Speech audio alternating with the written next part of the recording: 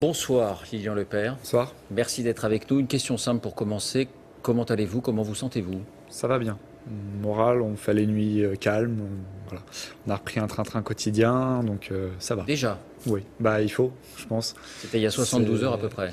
Ouais, mais je pense que voilà, la famille est là pour aider à ce genre de choses. C'est pour ça que je m'exprime que maintenant, parce que j'ai pris le temps de voir mes proches avant, de faire quoi que ce soit. Et voilà, on a repris une vie normale. Alors avant de vous écouter, je vous propose, et puis ça nous permettra de bien situer les choses, d'entendre le récit de celui qui vous a aidé, qui vous a averti, qui vous a peut-être sauvé la vie, Probablement. Michel Catalano, le gérant de l'imprimerie où vous êtes employé. C'est lui qui a vu arriver les deux frères Kouachi, venus se retrancher dans le bâtiment. On l'écoute. Devant mon entreprise, il y a une vitrine. J'ai vu en bas de cette vitrine qu'il y avait un homme avec un lance-roquette et une Kalachnikov. Et j'ai vu tout de suite qu'on était en situation de danger, donc je me suis retourné. J'ai été jusqu'à voir mon employé Lilian pour lui dire de se cacher. Et j'ai fait demi-tour en allant, comme je sais qu'on ne pouvait pas se cacher à deux, j'ai fait demi-tour en allant vers eux. Et là, j'avoue que je pensais que les choses étaient cuites, faites, finies. Et en fait, ils sont montés, ils n'ont pas été agressifs. Ils ont dit, vous inquiétez pas, rentrez là. Voilà. Donc à ce moment-là, ils m'ont dit, vous voulez boire quelque chose? J'ai dit non, mais si vous voulez, vous pouvez boire. Si vous voulez, je vous offre un café. Voilà. J'ai donc offert un café à ces gens. Là que j'ai remarqué qu'il était blessé. Et quand j'ai senti, il avait une certaine tension, j'ai dit, si vous voulez, je peux vous soigner. Son frère a dit oui, il pouvait le soigner, donc il s'est assis et je l'ai soigné une première fois, une deuxième fois, parce que le pansement ne tenait pas. Je me suis aperçu que c'était une plaie superficielle, donc j'ai fait une deuxième, calmement, je l'ai refait son pansement qui était trop serré. Peur, je ne sais pas comment j'ai fait pour rester calme, je suis resté calme tout le long de ça. Dans ces situations-là, évidemment, situations auxquelles je ne suis jamais confronté, vous en doutez. Je n'ai jamais. J'ai toujours resté calme, j'ai toujours parlé, j'ai toujours essayé de. Puisque de toute façon, dès le départ, j'imaginais que je ne serais pas en vie le soir, donc j'ai pas vraiment. J'ai pas eu peur, non, je dois le dire. Ils n'ont jamais été en plus agressifs vis-à-vis de moi, jamais. Même quand ils ont tiré sur les gendarmes, ils sont remontés, j'ai jamais eu de sentiment qu'ils allaient me faire du mal. Même si ça paraît incroyable, c'est exactement la situation dans laquelle j'étais. En fait, ils ont eu une once d'humanité, c'est par rapport à moi, puisqu'ils m'ont laissé sortir. C'est incroyable aussi qu'ils n'ont pas trouvé l'autre. Bah oui, c'est pas incroyable, c'est magnifique, oui. Parce qu'en fait, c'est ce que j'ai. C'est ce que je craignais le plus. Voilà. Il vous écoute sans doute. Oui, je pense. Qu'avez-vous envie de lui dire? Vous lui avez sans doute déjà dit entre... Ouais, alors excusez-moi, il y a l'émotion de voir ces images. Je veux dire merci, parce que c'est lui qui m'a donné les secondes nécessaires pour que je puisse me cacher. S'il m'avait découvert, si on avait été deux otages au lieu d'un, peut-être que les choses auraient été différentes, peut-être qu'il nous aurait gardés jusqu'à la fin. Et voilà, c'est son acte, c'est le fait de leur proposer un café qui est totalement à l'opposé de là où je me suis caché. C'est ces secondes précieuses qu'il m'a donné et c'est grâce à lui si je suis là aujourd'hui, ça je le remercierai jamais assez. Voilà. Alors racontez-nous comment les choses se sont passées. Lorsqu'il vient vous voir, il vous dit mets-toi à l'abri. Vous n'hésitez pas à aller vous cacher, vous dites c'est la bonne idée? La première chose qu'il me dit, on attendait un fournisseur, la première chose qu'il me dit, au moment où la porte est ouverte donc par un interphone, la première chose qu'il me dit en venant, c'est ils ont des Kalachnikov et à ce moment-là je le crois pas parce que dans ma tête c'est pas possible, c'est une blague, donc je lui ai demandé si c'était une blague et j'ai vu à son air blême que quand il m'a répété c'est pas une blague, que c'était vrai. Son premier réflexe ça a été d'aller vers le téléphone pour prévenir la police.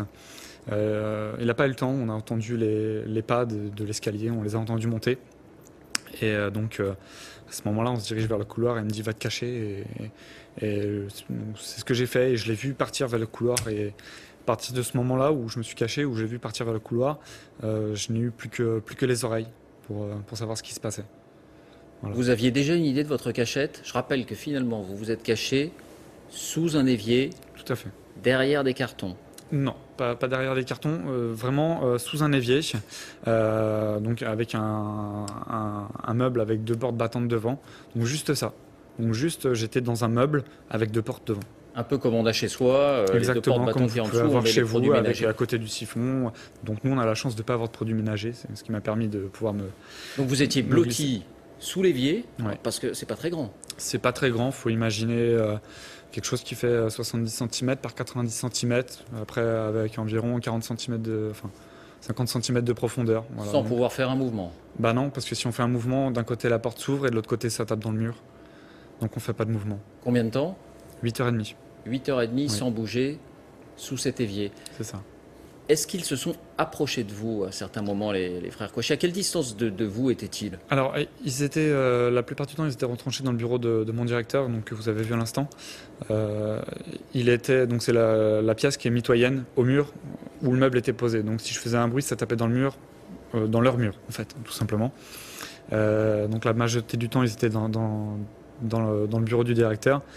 Une première reprise où ils ont fait le tour des bureaux. Donc ils sont passés dans le réfectoire, ils ont dû juste jeter un coup d'œil. J'avais pas la vision, hein, je vous dis ça par rapport au bruit des pas. Donc on sait qu'ils se sont plus ou moins éloignés. Et puis la deuxième incursion dans la pièce, dans le réfectoire, ça a été la plus prenante parce que l'un des deux, c'était après la première fusillade avec les gendarmes. L'un des deux est venu et a ouvert le placard qui est juste à côté du mien. Dans lequel donc il n'y avait rien qui l'intéressait. Ensuite, il s'est dirigé vers le frigo. Il a demandé à son comparse s'il voulait boire quelque chose. L'autre lui a répondu que c'était pas le moment, qu'ils n'avaient pas le temps. Et puis, Donc il était, au moment où il ouvre la porte, juste à côté de vous, il est à 50 cm de il est à vous. 50 cm. Le meuble à côté de moi est à 50 cm. Il aurait pu commencer par le meuble où j'étais. Et à ce moment-là, que vous dites-vous? Je suis cuit? C'est cuit? Oui, je me suis dit, il va faire tous les meubles. Forcément, s'il cherche quelque chose, un ravitaillement ou je ne sais pas, il va faire tous les meubles. Donc il est allé vers le frigo et ensuite il revient vers mon meuble, vers là où je suis caché. Et il boit sur l'évier juste au-dessus de moi. Voilà, donc Ah, il boit un verre d'eau juste au-dessus de vous. Oui, enfin je suppose qu'il a dû boire directement au robinet, Oui. mais oui, il boit juste au-dessus de moi. J'entends l'eau qui coule au-dessus de ma tête parce que j'ai la tête qui est collée contre l'évier. Je vois son ombre à travers le petit interstice de lumière de la porte. Et comme j'ai bougé un petit peu, enfin j'ai le siphon qui est dans le dos, le siphon fuit dans mon dos et je sens l'eau qui coule. Un moment surréaliste, complètement surréaliste. Et là je me suis dit c'est comme dans les films, enfin on voit que ça que dans les films quoi. Qu'est-ce qui vous passe par la tête à ce moment-là? Bah je me dis que parce qu'il y avait une serviette sur une des 2 portes, je me suis dit s'il se sèche les mains avec la serviette, ça ouvre la porte. Si ça ouvre la porte, il me découvre. Et après, enfin voilà, on a le cerveau qui arrête de penser, le cœur qui arrête de battre, le souffle qui se coupe, et on attend, parce que c'est la seule chose à faire. Et à un moment donné, vous avez votre téléphone portable et vous parvenez à joindre la police. Ouais, c'est beaucoup plus tard malheureusement, parce que toute la matinée, j'ai pas pu avoir mon portable sur moi, j'étais en position fétale, et donc comme je vous disais tout à l'heure, au moindre mouvement, ça tape quelque part, ça fait un bruit, ça fait quelque chose. Donc avec cette position, mon téléphone étant dans ma poche, je pouvais pas bouger aisément pour prendre mon téléphone. Au bout d'un moment, je me suis dit bah faut y aller, même si ça fait du bruit, il faut prendre des risques. Il y a des téléphones qui sonnaient un petit peu partout dans la société, donc ces instants où il y avait du bruit, ça me permettait de bouger et si je faisais un bruit, d'amortir peut-être le bruit, ce que je me disais dans ma tête en tout cas pour me donner espoir. Et puis au bout d'un bon quart d'heure, j'ai pu sortir mon téléphone. Et qui appelez-vous? Alors j'appelle pas, j'envoie un message. Mon premier réflexe c'est de le mettre en silencieux pour éviter les vibrations.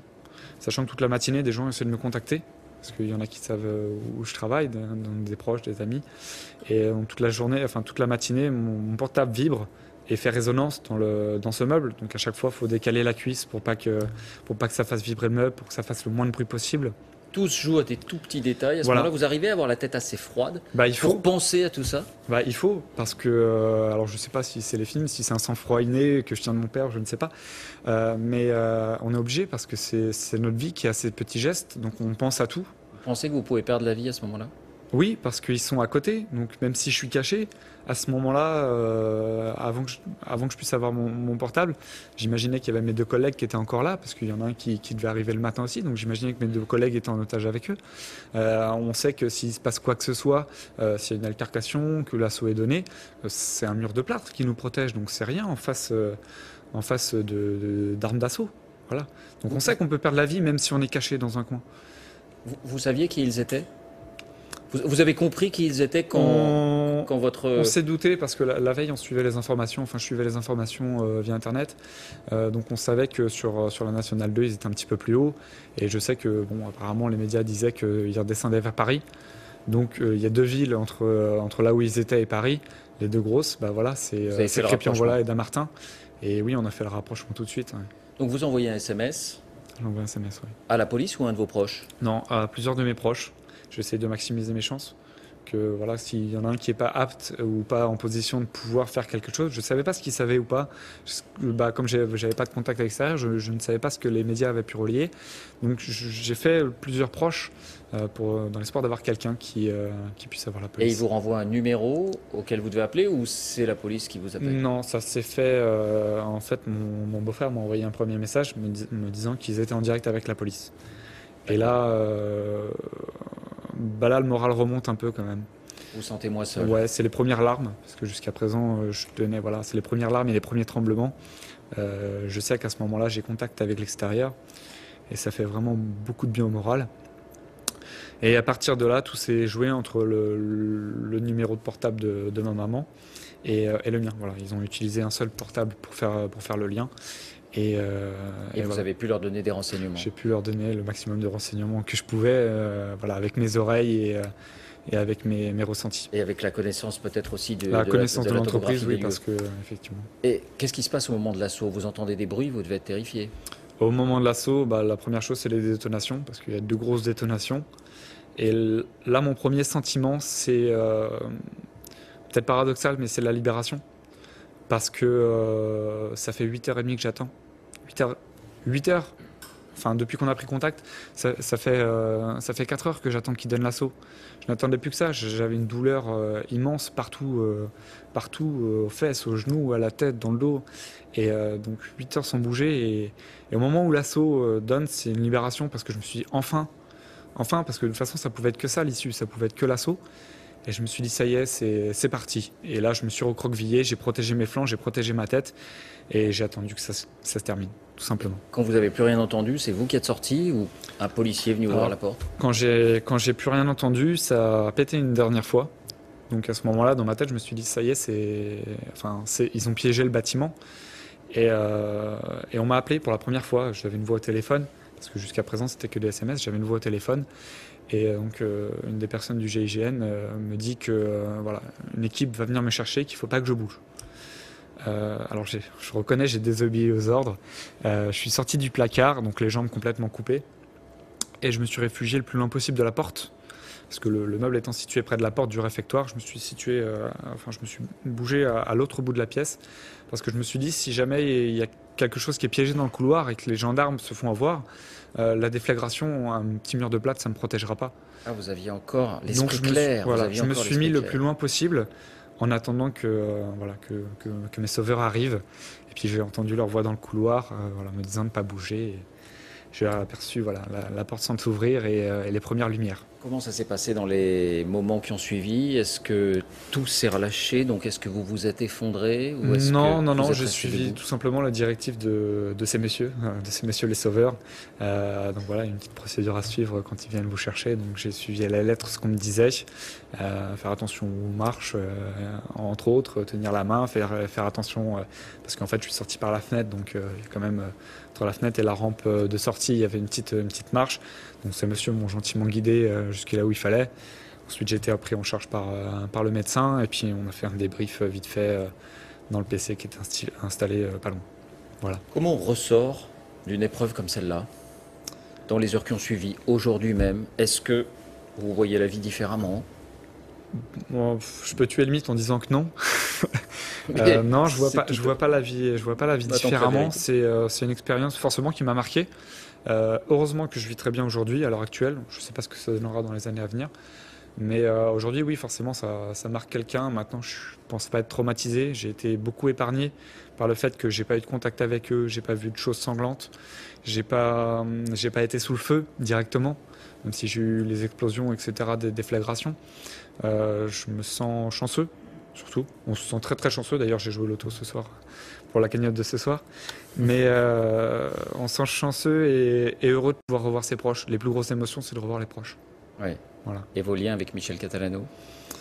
Ils sont Vous étiez forcément proches déjà? Oui, c'est une petite entreprise familiale, donc forcément, ça fait 7 ans maintenant qu'on se côtoie tous les jours. Donc il y a des hauts et des bas, comme toutes les familles, je peux oser le dire maintenant.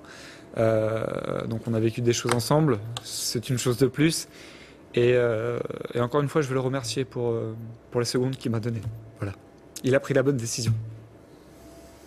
Merci beaucoup Lilian Lepère et bravo, félicitations pour votre sang-froid. Je peux juste un petit dernier mot? Bien sûr. Voilà. Pour dire que moi-même et ma famille, on est toujours on est conscient de ce qui s'est passé ailleurs, donc en l'occurrence à Vincennes ou à Charlie Hebdo, et on est solidaire de ces familles-là qui n'ont pas eu notre chance. On le sait qu'on a été très très chanceux. On a eu des personnes de courage, donc les hommes du GIGN qui sont vraiment les héros de cette journée.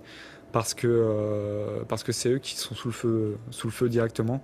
C'est eux qui viennent chercher les gens dans notre cas. Et voilà, donc on est solidaires et on remercie tous ces gens-là. Merci pour ces paroles. Vous avez manifesté hier?